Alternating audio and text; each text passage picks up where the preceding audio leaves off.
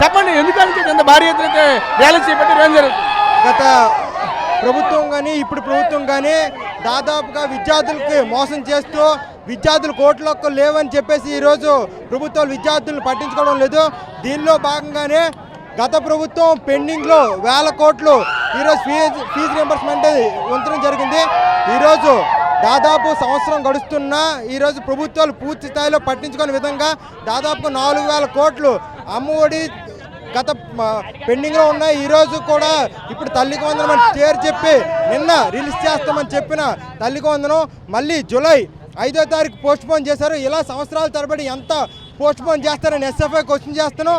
ఒకవేళ ఈ fee reimbursement వెంటనే రిలీజ్ చేయకపోతే ఇదే పోరాటాన్ని తల్లిదండ్రులతో కలిపి మరింత ఉధృతం చేస్తామని ఎస్ఎఫ్ఐ క్వశ్చన్ చేస్తున్నాం.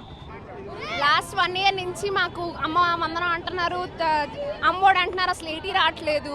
వస్తున్నాయి అంటున్నారు, ఏటీ రావట్లేదు. మాకున్న ఫీజులు ఎక్కువ, అందులో పోనీ ఏదో వస్తుంది చేస్తున్నారు అన్న ప్రభుత్వాలు మాత్రమే కానీ ఎవరికి ఏది రావట్లేదు. ఎవరు వచ్చినా మాకేంటి యూజ్? మేము మీద ధర్నాలు చేసినా మాకేం రావట్లేదు. ఇది చేసినా కూడా వస్తుందని ప్రూఫ్ లేదు.